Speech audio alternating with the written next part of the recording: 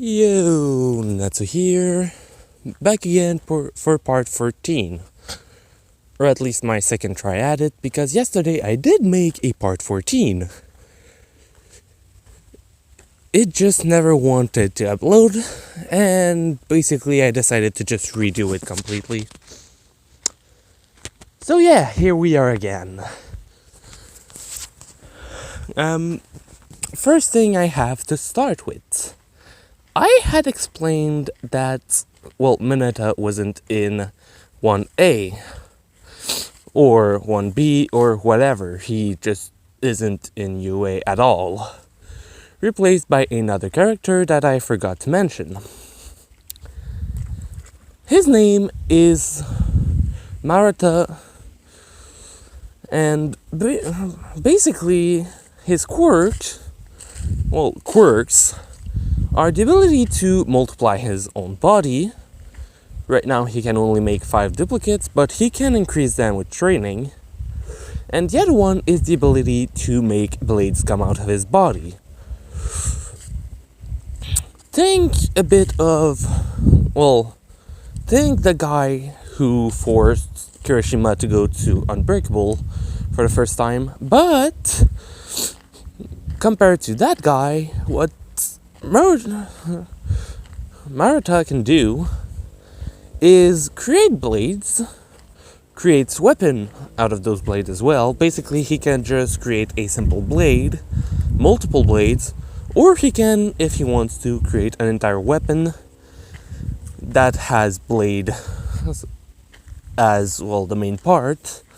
So basically, he could make a butter knife, a sword, or something else, and taking it out completely of his body, leaving nothing directly connected to him,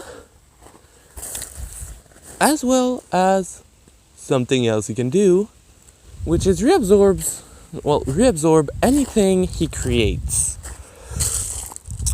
This does include the clones that he can reabsorb to save up energy. Since basically his body, the way the quirk works,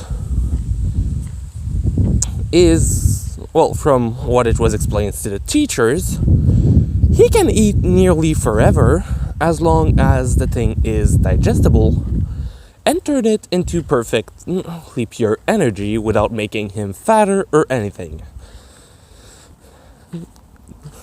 It does keep nutrients for his own body naturally, but any excess that he doesn't actually need will simply be turned into pure energy that he can use to, use both of his quirks. No, it's not magic or some shit like that.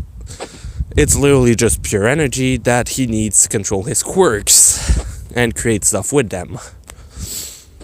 Though for the clone, he doesn't know if it's actually that, but he knows that for the blades, that's how it works.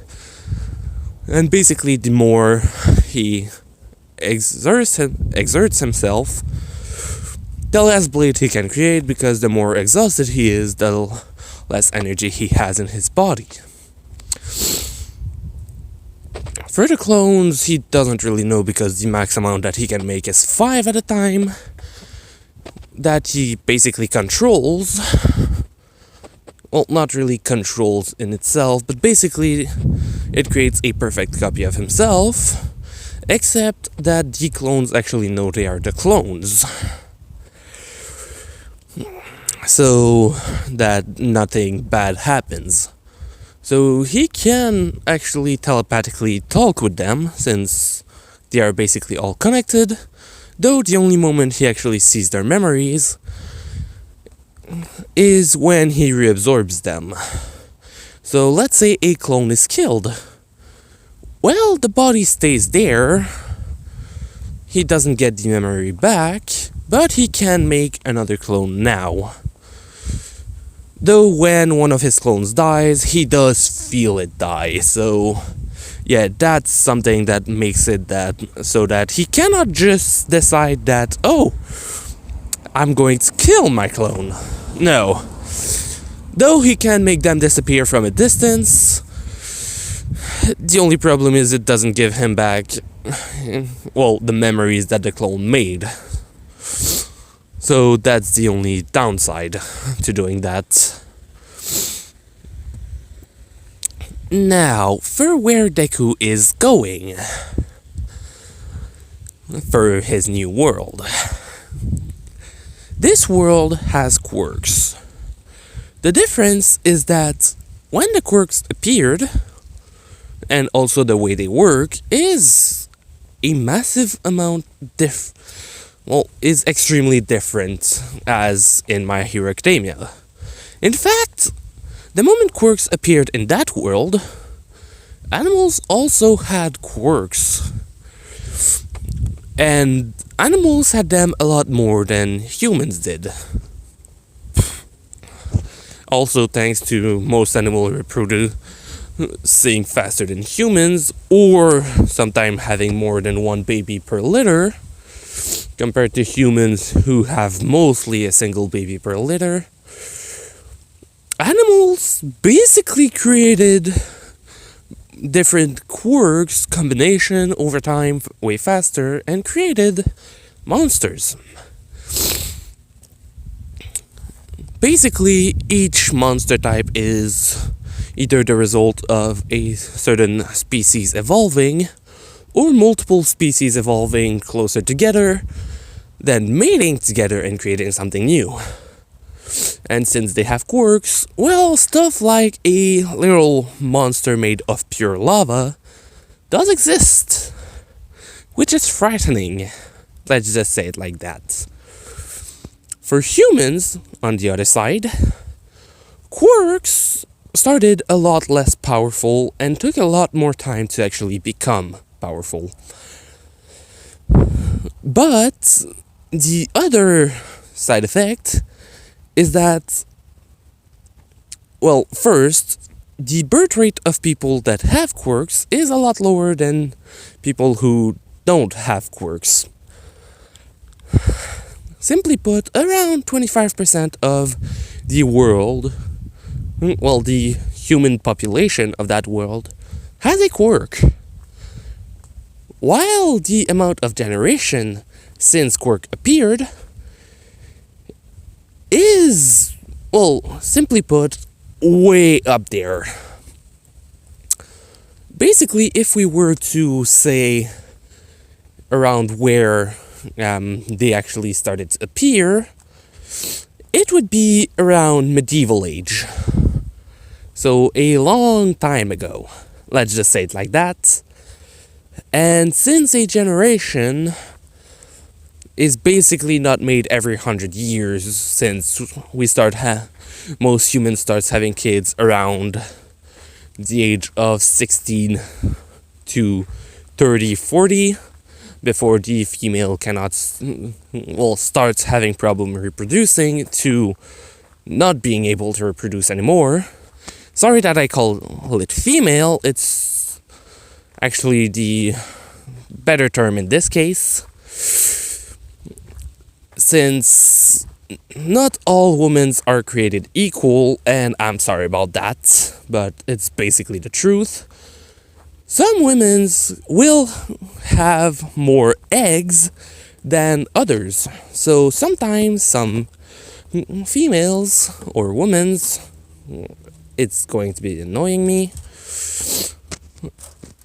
can actually have babies pretty far into their 60s in extremely rare cases, but most stops around the age of 40 to 50, with in other parts stopping being able to reproduce earlier.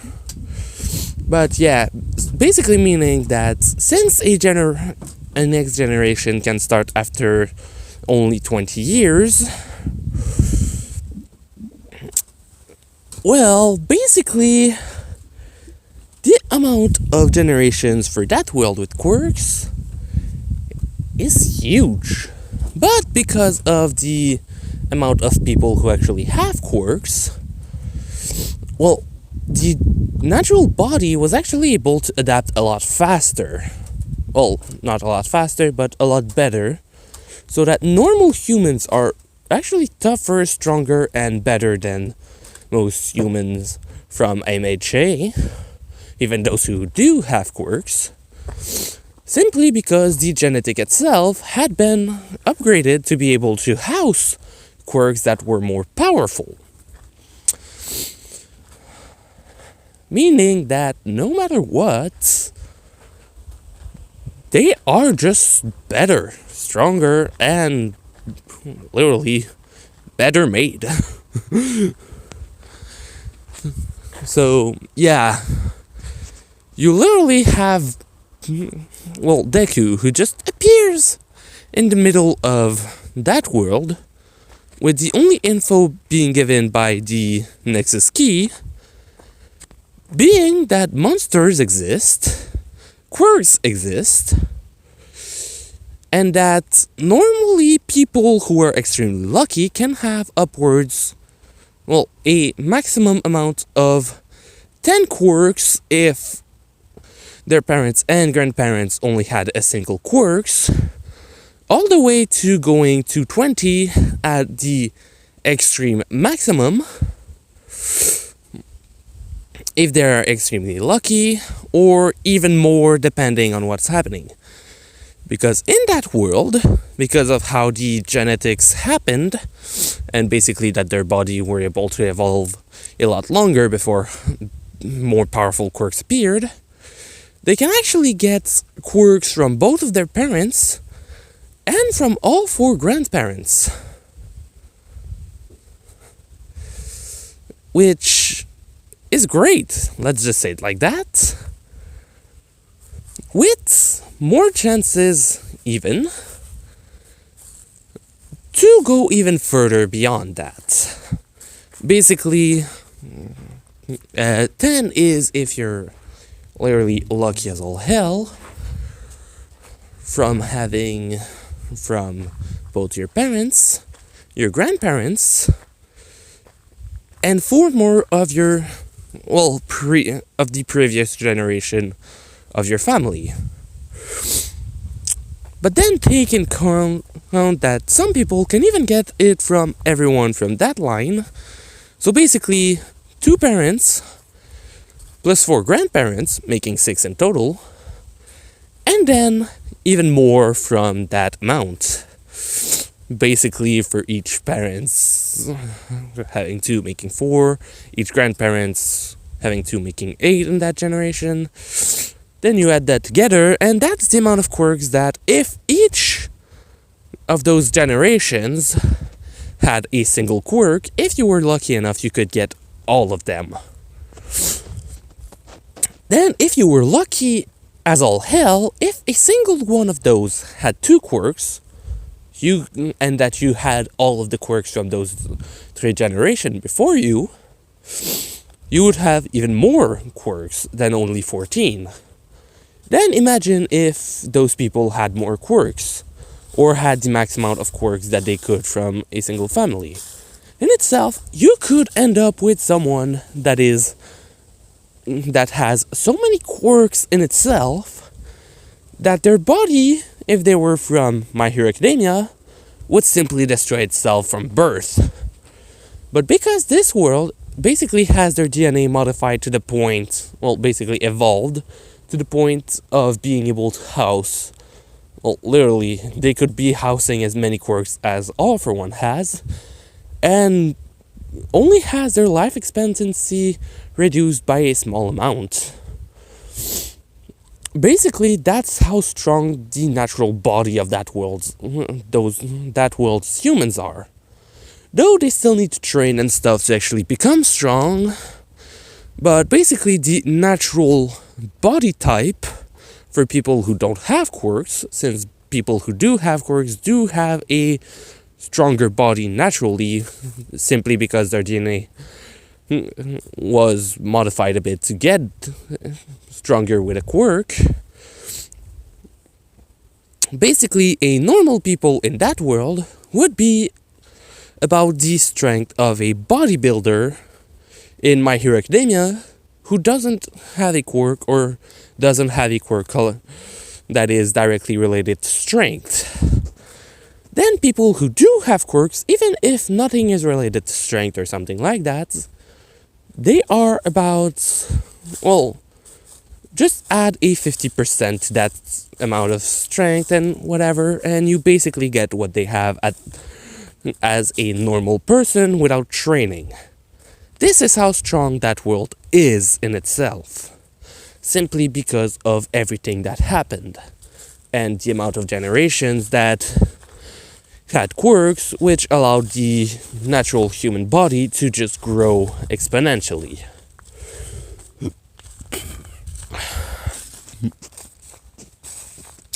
So, yeah, the amount of quirks that people can get here vary greatly on their luck, their family tree, as well as a couple of other factors. Because even if all of the 3 previous generations in your family have quirks, you still have a better chance of becoming quirkless than actually having a single quirk. Which is why normally families in that world can have many children. Basically, they start making one and they start having many. With what that world considers a small family being around 6 to 7 kids. And thanks to actually having guilds and stuff for cash, for defeating monsters and collecting parts of them, basically since animals are did become monsters and way stronger, with their bodies literally being modified literally on the genetic level so that every cell is different, you can have chances of finding animals that when killing them, monsters that when killing them, you could use parts of them to make a weapon that have a part of their quirks. Example, if a monster has the ability that if it moves fast enough, it creates fire, if you find the right piece on the monster and put it on, let's say, a hammer or an axe, if you move it fast enough, it will have the ability to just light up on fire and make it even stronger. Obviously, you don't have stuff like, any monster pieces can do anything, or, just put your own energy or magic into it to basically create the effect. No, it literally needs to be from a monster that, even if it's dead, the power can still work. Also, a few monsters did over time create cores in their bodies, which are literally just the heart that crystallized partially. Basically, what those cores are is not the quirk or anything like that. It's basically just the extra, how should I call it? Basically, think of it like this. That core literally starts being created right after they are born. Basically, it's, whatever they eat, whatever they drink, their blood, whatever else, basically, can at some point grab onto close to the heart, and basically solidify into a pretty strong crystal. The only thing that crystal actually does is exist. Though, because depending on the monster, it can become hard as all hell, people do look for them to create weapons that don't actually have powers, are just extremely strong. Basically, I'm not going to go too far into explaining it. It's basically just, that happened at one point. And basically most monsters have them. And because of the different types of quirks that were created, basically you can have slimes, which most slimes actually have the power to divide. And basically that's how they reproduce. But because of different factors, even when a slime reproduces by dividing, it can have different factors. Like, the original piece will still be just exactly what it was. But because the way they basically reproduce is, a part is left behind, another slime basically grabs it, it modifies in its body, basically mixing both DNA, and gets sent back out and creating a new slime. So even slimes have a pretty diverse range of powers. Though for most people they're just seen as either trash eaters or stuff like that. So yeah, basically Deku just arrived in that world, seeing a few people actually fighting a monster using quirks. Deku, having understood that quirks are actually very, rare in this world, and actually seen as being someone strong, no matter what it is. Hell, someone could only have the quirk to, make a mustache appear. They would still be seen as strong because, literally, physically, they are already stronger than someone normal. So, basically, as long as you have a quirk, you are seen as a higher class person. Though it doesn't mean that people without a quirk aren't seen as good, since literally anyone can fight, anyone can train. It doesn't matter.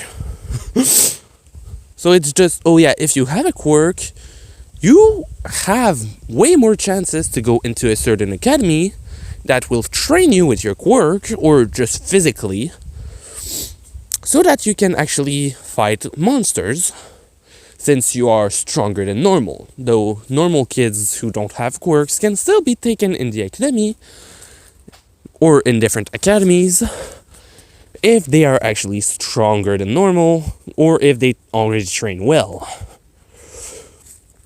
Basically, the academy doesn't look at, do you have a quirk? They look at, are you physically strong enough to fight monsters? So this world is basically just a world where, yes, conflict exists, but they prefer to just fight against monsters than other kingdoms. Except for a certain continent. But that's probably only going to happen in the next part. So, basically, first thing Deku did was just look at the fight to basically learn what these people's quirks were. Seeing two girls, one with the quirk to actually make ice spears, basically ice weapons. As long as she's touching it, she can make, as long as she's, able to use it, basically she can create an ice form of nearly anything. Though compared to the Roki, she cannot make an ice spike to hurt someone from afar. She actually needs to create an object precisely made of pure ice.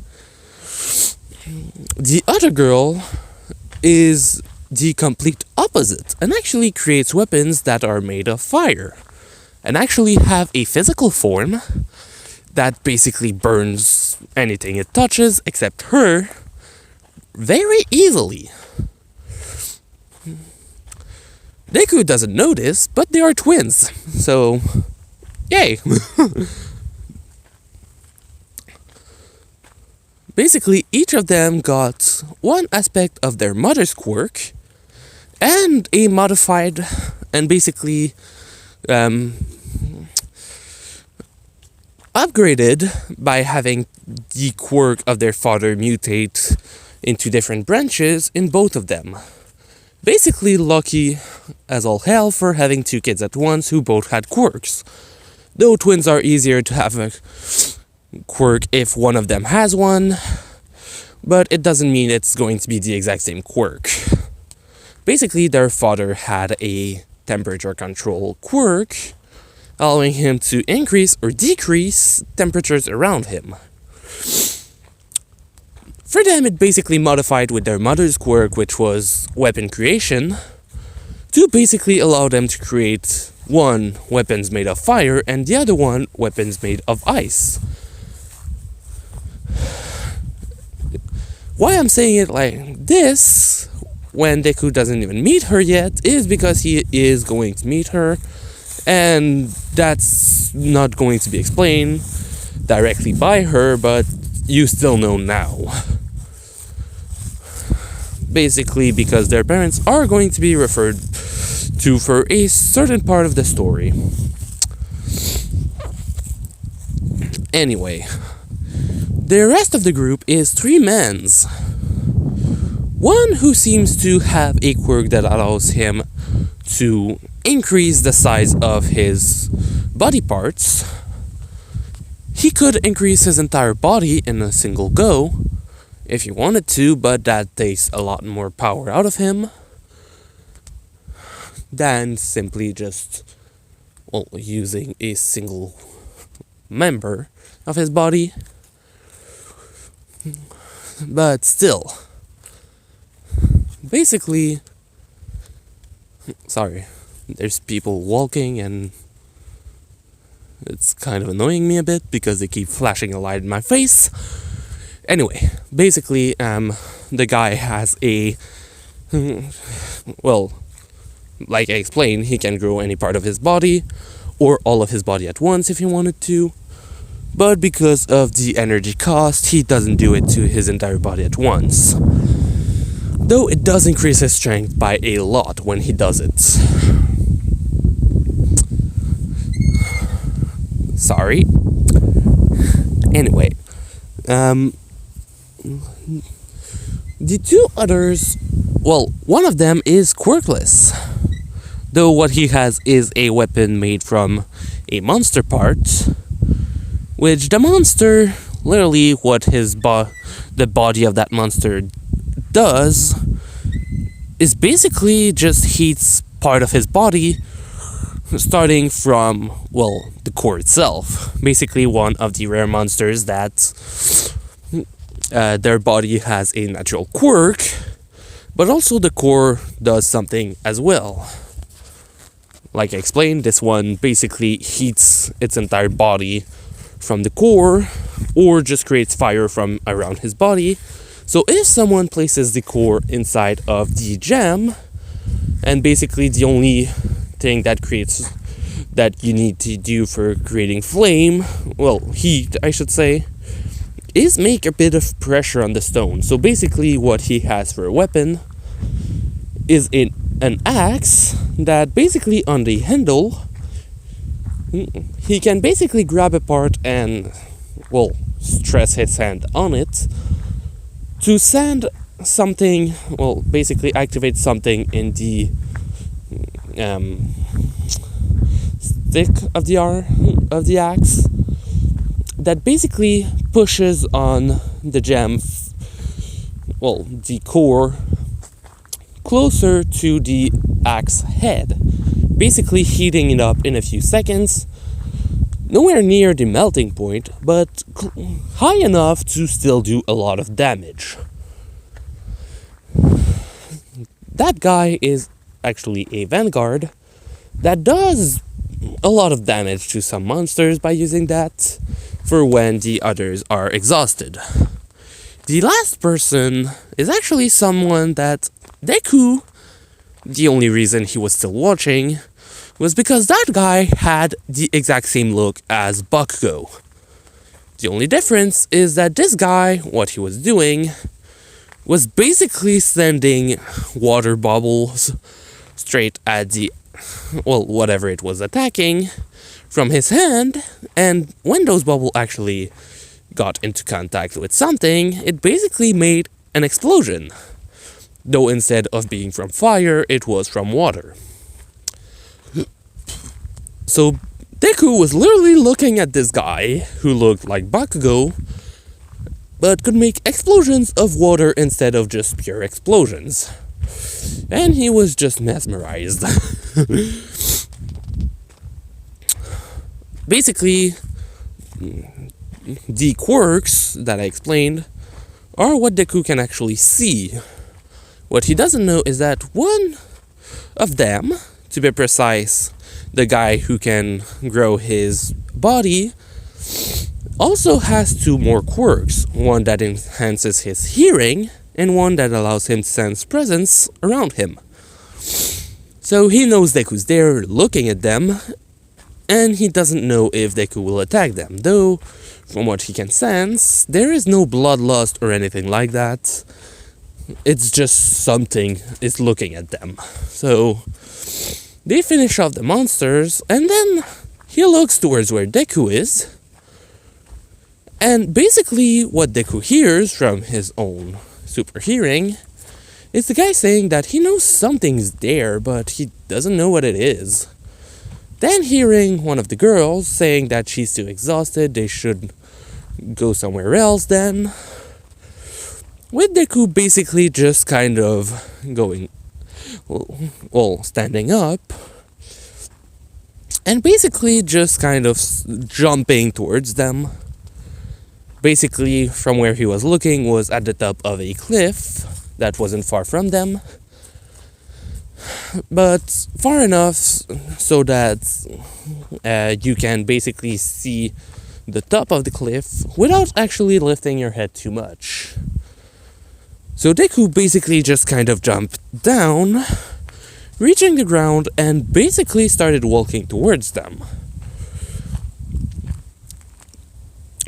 From what they all saw, a humanoid figure from afar jumped down the entire thing and started coming towards them.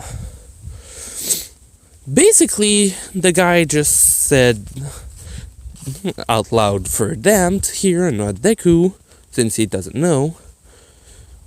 Well then, it looks like he also has super hearing or something in the likes. With Deku then just speaking out loud, "Oh, so you also have super hearing." With the guy just kind of thinking, well, that proves it. And then he just says, "Yeah, and I can hear you. So why are you coming towards us?" With Deku just saying it plainly, "I'll be honest, I'm not from around here. And I'm lost. So I just saw people fighting and thought that I would wait for you to finish fighting before coming talking to you so that you didn't have more stress. Or if whatever that was about to, well, end one of you, I could have just jumped in to actually end the fight by helping you." Basically, by the point that Deku reaches them, the guy basically had explained everything to, well, the other party members. Dogs. Sorry about that. But yeah, basically, Deku reaches them, and they've basically just placed a bit of a camp, since, okay, he doesn't want to attack us. And so, basically, they were waiting for Deku, who, while coming, the guy had basically remarked that some monsters were actually going towards him, which, the moment he had sense that those monsters were starting to go towards Deku, Deku basically started to run towards where those monsters were, and the presence of those monsters just disappeared. Basically making him say to the others that, well, last monsters in the forest, I guess. With one of them asking what he means, and then explaining what, well, he just felt. When Deku arrived, all they saw was basically Deku using a type of net that he made using his creation magic, and basically just kind of, well, put simply, put all of the monsters in it. They were a type of rabbit wolf. So rabbit and wolf mixed together. Basically, they are a larger type of, well, rabbit who have the same types of teeth as wolves, are very good with their smelling sense and love meat a lot. Then for the powers they have, well, just like for every other living being, it depends on the quirk they have. Though for monsters and animals, the ability to get quirks is a lot higher, so basically, compared to humans, the chance of actually finding an animal or monster without a quirk is around 1 in 10,000. So, and normally, even then, the other monsters kill them when they feel that that one doesn't have a quirk. Because normally, just like for humans, the body of a being with quirks are stronger. So, yeah, some of them still exist if they are able to keep up with the groups, or if they're able to escape their parents fast enough. So that's why it's 1 in 10,000 that can be born, but only around 1 in around 5 millions that can actually be found around. So yeah, the difference in amount is quite something. Let's just say it like that. Though thanks to monsters actually reproducing extremely fast, and most monsters actually being able to start reproducing after only 1 or 2 years of life. Yeah, the difference in amount on the entire world is really different. Though at the same time, this world is 3 times larger in surface area, so there's a lot more space for them to be. So anyway, basically, when they saw Deku arrive, one of them asked if he was going to eat that, because if he's not, they would like to cook some. They're really hungry and they don't have any rations left. Deku just kind of looked at it and said, well, I can give you a few. Basically asking how many they want. And basically one of them asking if there's any tricks to it, because he didn't ask for a price or anything.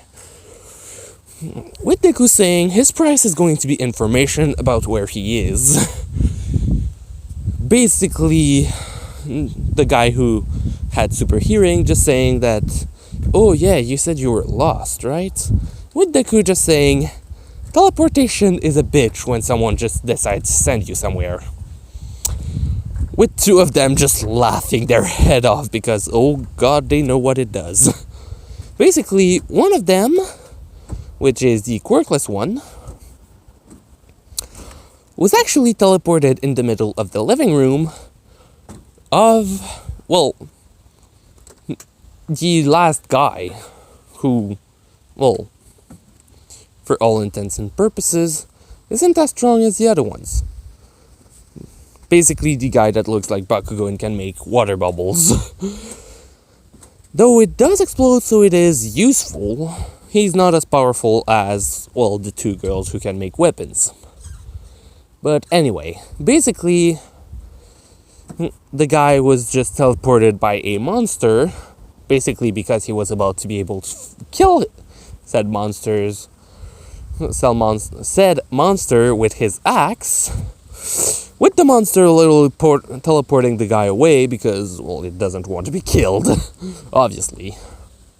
With the guy appearing literally on the complete opposite side of the world itself, from the monster actually using, well, being completely stupid, and basically the quirk of that monster was to use its own blood as energy to teleport someone somewhere. It could also use it to teleport itself somewhere else, but the monster basically was stupid enough to use the remaining blood in his body to send the guy as far as possible. Killing himself in the process, basically. So yeah, that was a dumb monster. So yeah. those two basically just started laughing because, yeah, teleportation's a bitch when you're not the one using it. Basically, telling Deku where he is, which continent he is on, and asking him which continent he is from. With Deku basically having, well, the name of a certain continent, which is a bit further away and basically known by nearly everyone as, well, the one continent where basically only around 10,000 humans live, with so many monsters there that you basically can't even get out of the city if you're not an adventurer because you will die. So basically he just said that one because nobody ever comes from that continent anyway. And basically says that literally someone tried to just send him away to another city, but told him he didn't know where he would end up exactly. And that now that he knows that he's not even on the same continent, that guy can go fuck himself. Basically acting mad to basically just look as if that really did happen.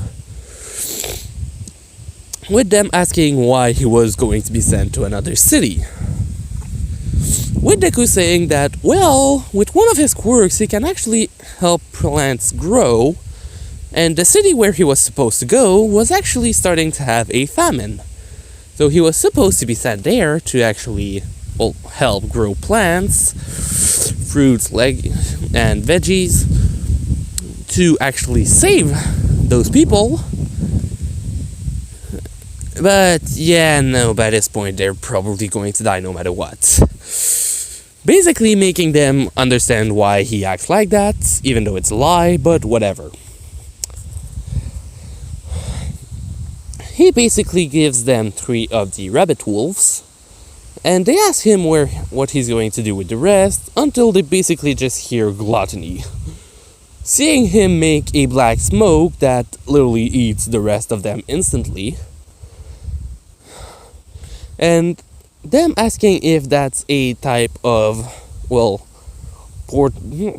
transport quirk. With Deku saying that no, this is one of the ways he can eat something to actually put it in his dimensional stomach, kind of. Basically, one of them asking without thinking, how many quirks do you have? Basically being something that is extremely rude to ask in that world. Since yes, it's okay to use quirks, but most people actually see asking how many quirks you have as either being flirty or something in the like. So one of the girls asking that out of the blue basically made nearly everyone just look at her like, seriously? Now? With her saying, oh, not in that way, not in that way. It's just, you have super hearing. You were able to sense where the wolves and us were. You were able to see us from back there. Now this, the plant quirk, I'm just curious. With Deku kind of just thinking, too many. But not saying that one. And then basically saying, yeah, well, he hides most of them. In particular this one. And basically what he decided to do was actually turn himself into his slime form.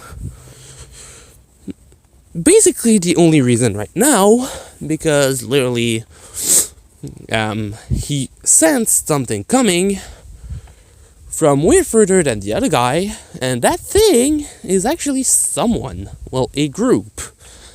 And thanks to the nanomachines actually sending images to him, he knows that they seem to actually be looking for someone. So basically, he said that he can turn into this, turning into a slime, and then saying that he can still use all of his powers while in that form. Then looking back and saying that, oh, other monsters are coming.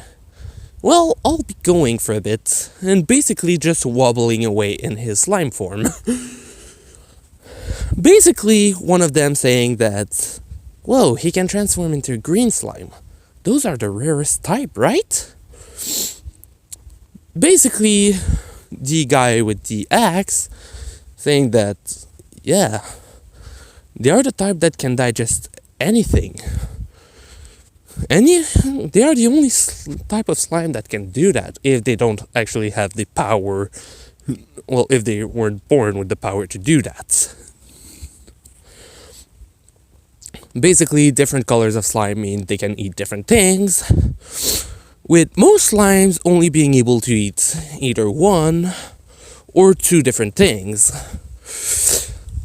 Then some other races being able to eat anything organic, some others anything inorganic, but green slimes in particular can eat anything. Like organic, inorganic, others, basically they can eat it.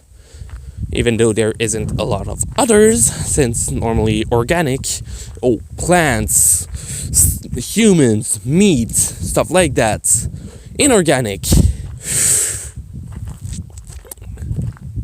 nearly everything else.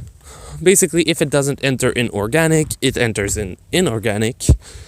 And that's basically the major differences. But basically, normally there's like, red slimes can eat stuff that are on fire or stuff that can be used for fuel. Dark red slimes can only eat lava. Brown slime can eat dirt. Gray slime can either eat rock or the darker version of the green slime. Gray slime can eat metals. And basically, you kind of get the points. Depending on their color, they will eat different things. Which is why the green slime, who you would think, that means they can eat plants. No. They can literally they're eating anything at all. While there is also a certain type of slime who, depending on its color, his color actually only matters for its environment. Basically, what they can eat is only light. Basically, they just do photosynthesis. So, for most people, they can't actually eat anything. And those slimes have the unique ability to actually be able to heal. The way they do it is literally going on, anything that has an injury. And basically what it does is just kind of has the energy that it collected from the sun that is stored in its body that hasn't been used yet. Basically forcefully increase the cell's, multiplication factor, which basically is the healing process. Which is why this precise type of slime can mostly be seen in intelligent monsters than or close to said intelligent types of monsters, as well as in different types of kingdom, can be found in specific buildings made specifically for helping people heal, or in castles where the lords are, where they always have at least one. And basically, deku is just a green slime, so an omnivore that literally eats anything, which did surprise them. And basically, now let's go for the ones who are looking, and are actually talking about looking for two girls. Deku is hearing the conversation, basically, until one of the guy basically senses Deku, arriving from around 100 meters away, saying that a slime is coming. One of the others, basically their group is around 10 people, basically spotting Deku, using a quirk that allows him to see specific things, from a certain range, a bit bigger than the range of perception of the other guy that sensed Deku coming, basically saying that, whoa, that's a green slime, those are rare. Basically, Deku just thinking, as if I didn't heard that a few seconds ago. Well, a few moments ago. Basically, them saying that they should go capture it, since they can be useful and sold for a lot of money. So, basically, Deku just kind of continues going forward in the exact same direction, basically to make, well, to get out of the perception range of the other guy who has from the small party of 5 that he left from. Basically, once he's out of range of that, he just kind of kept going a bit until the others basically cornered him, basically having literally gold in their eyes, thinking that they're going to have a lot of money soon. Basically, green slimes are the second highest, well, basically, except for the, well, what people call the healer slime. Green slime is the highest, well, paid for slime. So basically, anyone who can find a green slime can normally live for at least 10 years without any money problems, because of how much people actually want them. Basically, most kingdoms actually want them because they can literally eat anything, and if they actually reproduce, that makes more. So trash problems and stuff like that actually doesn't become an issue anymore. So yeah, those guys are basically just hoping for that. Deku basically lets himself be captured after basically running away in the opposite direction, making all of them follow him. And the same dog as earlier, basically just came and see me again.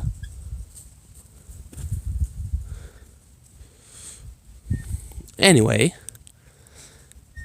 basically Deku was bringing them further away, which they literally didn't seem to care because, well, they have a massive amount of cash right in front of them, until one of them basically said that they really need to catch that one fast. They need to hunt for those girls. Basically calling them by Flaming Sword and Icy Blade, basically because of, well, the adventurer's nickname they have. With one of them saying that, yeah, they do have a quest for them to capture them alive, but it's not urgent. The quest doesn't have a time limit, as long as we bring them back alive. This slime, though, we might not see another one soon. Basically making Deku just laugh to himself, since basically, from what he understands, and from what he heard, green slimes are the rarest slime, even though there's another type of slime that is a bit less rare. But basically his slime color just means, oh yeah, huge amount of cash. So basically hearing that, well, the girls are hunted for, and basically hearing also that they are the only ones on the case, basically someone specifically took those guys for the quest.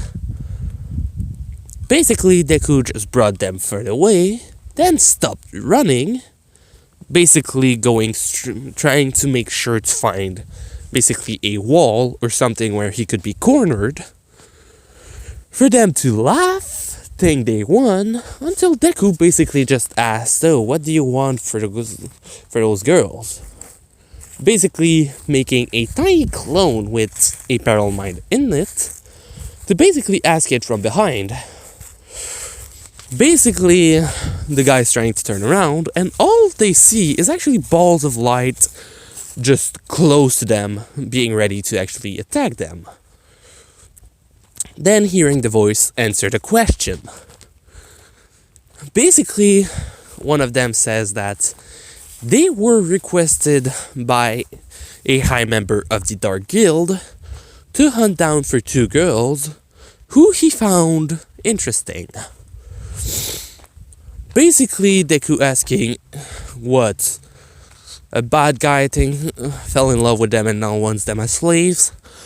Basically just joking about that, but then one of the guys saying, well, that's spot on, but you know, we won't allow you to run away. You know that. Deku's saying, well, you can try to catch me. Basically making a few more clones around, this time without actually having a parallel mind inside of it, but making them all say at the same time, you'll have to find the real one first. Scaring them a bit. Then one of them being told to go get the slime, going for Deku's slime form, until they basically turned around, seeing Deku clearly there, with the slime just saying, well, now I know I don't need you anymore. And basically eating all of them at once. Basically, from the unnamed skill that he calls gluttony, he basically just has, well, a small pop-up in his mind, basically having a few quirks being acquired from eating them. As well as multiple stuff in his stomach that he just sends to the small dimension he has. Basically finding out, well, for the first time, actually just thinking that all of the items they had, he doesn't want to digest them. If only he could just send them there, it would be easier than to just take them out before throwing them there. Until basically just kind of thinking of doing it, and then it works. Basically thinking to himself, well, that's lucky. And so basically Deku just kind of goes back to the group after reabsorbing the clones, as well as the parallel mind, and basically going back to meet them, with them actually having started to cook the rabbit wolves. They basically asked Deku what he hunted, with Deku actually going out of his way to basically find as fast as possible something to hunt, without actually taking care of thinking about how strong it could be, and basically bringing back something that normally a C-rank adventurer is needed, just as a scout to find them. Basically not to fight them, to find. So basically someone that is looking for those, to basically then tell people not to go there. And C-rank adventurers who are there only for recognition work aren't actually as strong as their level says, is just the amount of capacity they have in long range searching, or the ability they have to hide themselves or their presence. To fight those monsters, you normally need a group of 5 or 10 B rank. And Deku basically was able to take it down by himself extremely fast.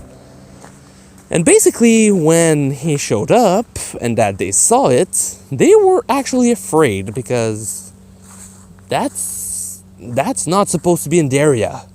Basically asking Deku where he found it,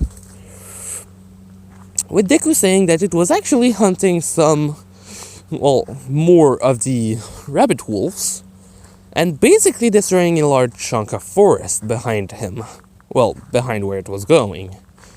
Basically making the guy that looks like Bakugo think that those rabbit wolves might have stepped into his territory and that he followed them out. Basically then telling Deku that he's strong. Those things need groups of B-rank adventurers to kill. Though it's a good thing he did kill it, because normally that means that the entire area where they invade, if they aren't supposed to be there, need to be closed off. Then Deku just asked if he should bring parts of it as proof, which one of them basically said that normally for something like that you would need to bring a large chunk of it, or basically send someone to a guild to actually bring back someone who has a transportation quirk. Deku said, well, I can do that too.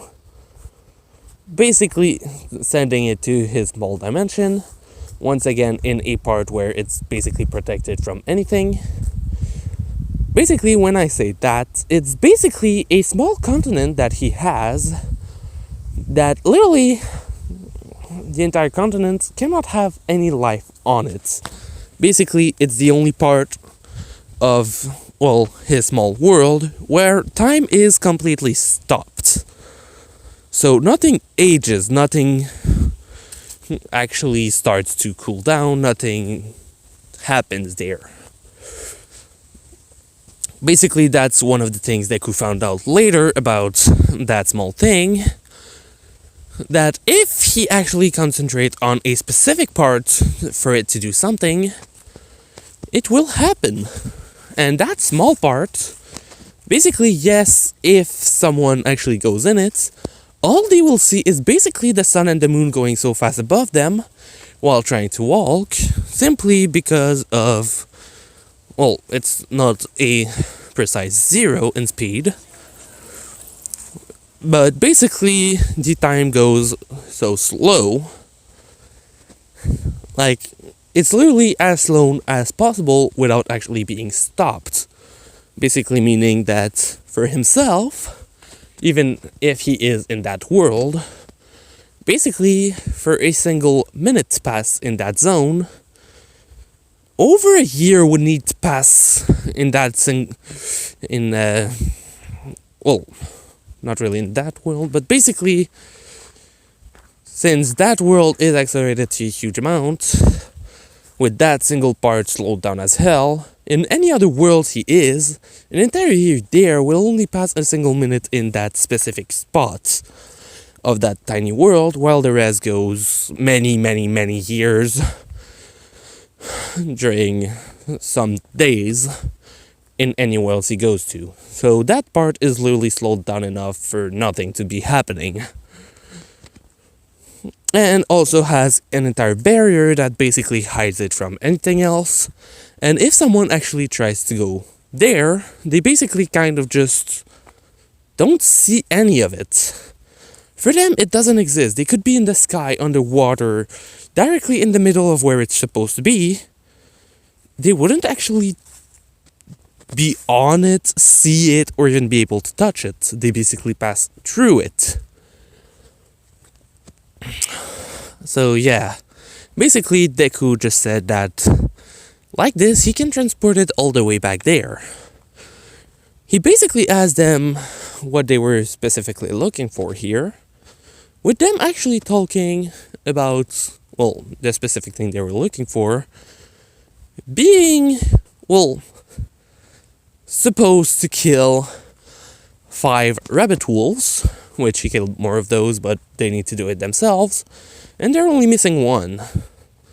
Deku basically just kind of sensed around, pointing in a direction, saying that there's a herd of like 4 back there.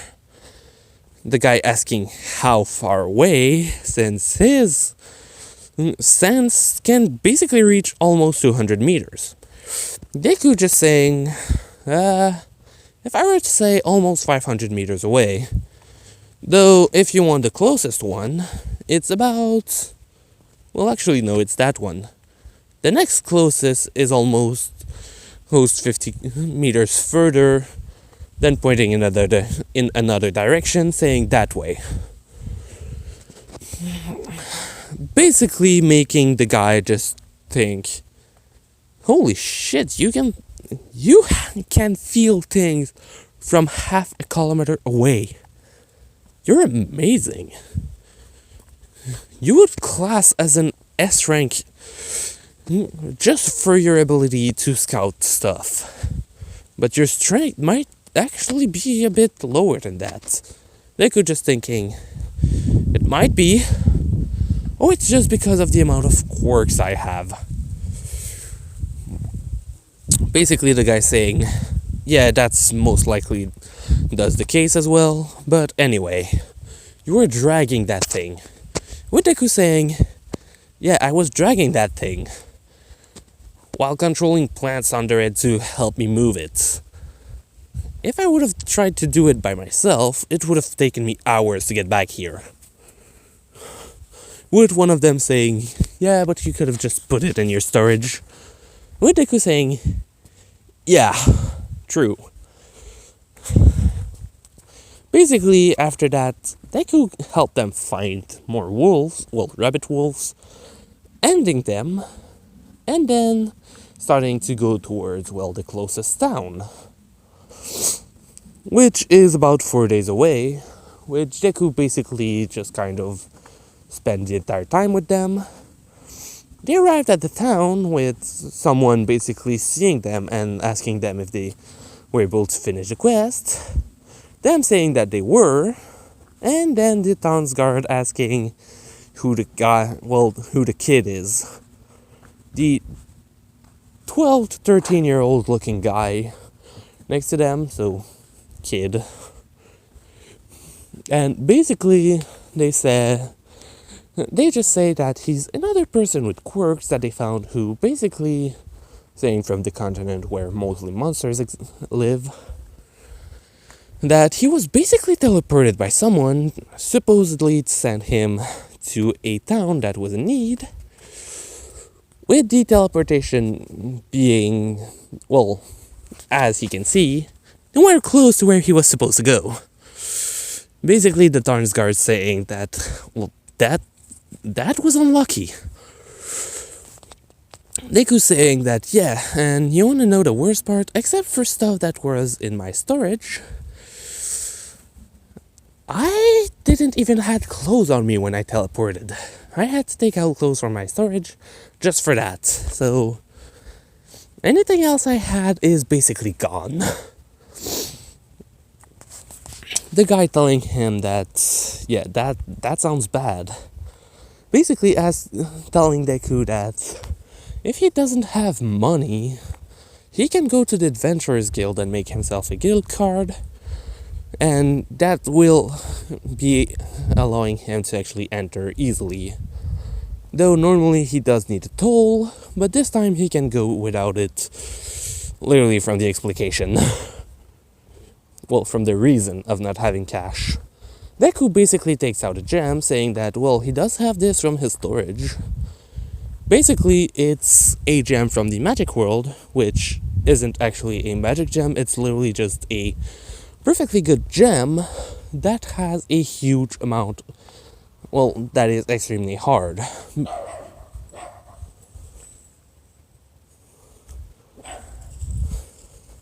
Seriously, dog? Sorry. It's a small little dog. The ones who scream the most. Anyway.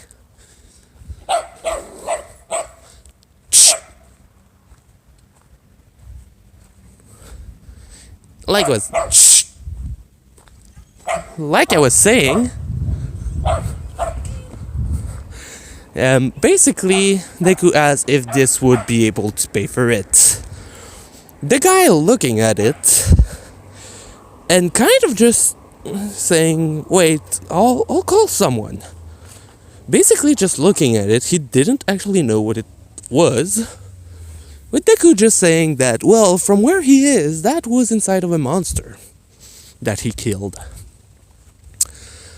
A monster that ate ores and crystals and basically transformed it in his body and basically eating every impurity inside of it and basically excreting what was left by the other side. And this is something that was still in its stomach. So yeah, basically what was happening was that they called someone over who had a quirk that allows it to actually see precisely the strength of a material as well as a general use that it could be used for. So basically hardness in terms of, oh, is it hard? Can it be scratched easily? Can it be broken easily? Can it shatter easily? How good is it at resisting heat? And stuff like that. And that single gemstone that Deku took out was said by the person with the appraisal quirk that this thing is literally strong enough to basically pierce, if it was in the shape of a knife, it could most likely pierce even through the scales of a dragon or something in the like. Basically making a few people around just kind of look at it and ask, how much would that cost?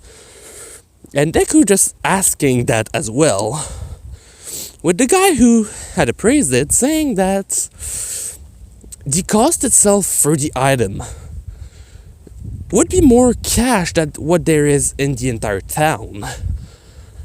Basically scaring Deku a bit, and then the guy just looking at Deku and saying, look, I'll make you a deal. I'll pay you 10 gold coins if you allow me to try and make this into a weapon that will go back to you. Deku basically asking, wait, but doesn't that mean I get something while you get nothing? With the guy saying, no, because I'm pretty sure you have more of those. With Deku kind of taking out a bigger piece, just thinking, well, let's just make it enticing for him. And Deku just saying, so you want this one to make a weapon, or do you want to use the small one and keep the bigger one?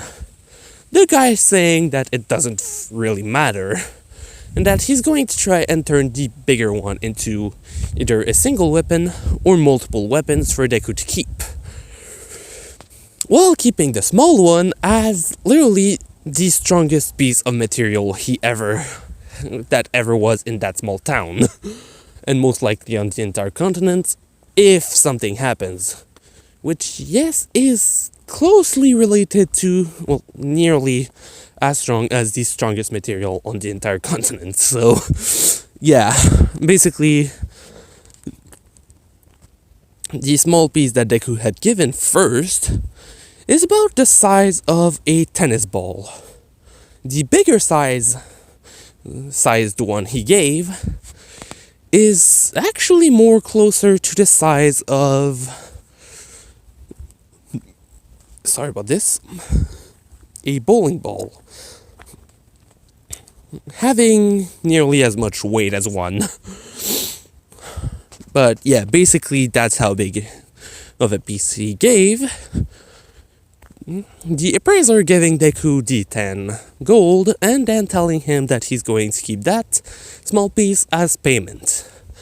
Deku giving him the bigger piece as well, and the appraiser basically just saying that this is going to be fun.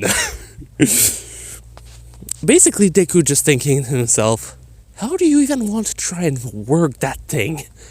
You'd need my strength to do that, as well as multiple of my quirks. Basically, it was nearly written on his face that, how the fuck do you want to work that thing? With the guard basically just telling him that in his workshop, multiple people actually having extremely powerful quirks work there. One of which can actually turn nearly any material into a more liquid state, and then turning it back into solid after it is molded. Though the harder the material, the harder it is even when liquid, So basically, if he wants to turn, let's say, basically think of it exactly like any metals or stuff like that. The harder they are normally, the harder they are even melted. So it won't flow like a little liquid. It's literally just a dense material that is able to be molded into a different form. So basically that's what's going to happen. Basically telling Deku that no matter how hard it is, in about a month it should be finished anyway. Or if he's lucky, faster than that. And from how the old man looked, he's going to work on that for as long as he can to make the most perfect weapons that he can think of. Deku just thinking, yeah, that sounds nice. And then just kind of thinking to himself, wait, I need to talk to him about something that he could make. Basically, just kind of asking if they would be willing to show him where the workshop is. Well, to the adventurers that he found in the forest. Basically bringing him to where it is. Entering inside of it, even though there is now a close sign on the door. Basically, the bell ring. The owner the appraiser basically looked out, saying that they don't take customers right now. Seeing Deku and asking him what he wants right now. Basically now turning super happy. With Deku actually asking if he could try and make specific things that he actually wanted. The guy the appraiser being interested, and basically telling him to come with him. Basically looking at the adventurers and telling them that they can wait here for a while. Basically, Deku kind of just asked for paper or something else he can write on. And basically made a few different plans. And basically giving a bit more of the ore. Because the amount of ores he has of that type is actually pretty massive. Basically, the moment he was able to create his small world, he had basically went back to, where he had found those ores, and grabbed a massive amount of them. And the only reason he was actually able to break them and, collect them was literally thanks to, his skill to eat stuff. That and another thing that he won't actually talk about because he finds it horrible and because it's so hard to explain that I don't even want to start on it. Anyway, it is going to be explained a bit later because it is going to be relevant to the story at one point. But yeah, basically condensing all of it into specifically the crystal itself, and then putting it in his small world. So he has a lot. And what he wants, to be precise, firstly, gauntlets. Those gauntlets would actually be for, someone in Class 1A, to be precise, Kirishima. Basically, Deku giving a certain type of magic crystals he has from the same magic world, though basically not explaining what it does, just saying that this is also hard.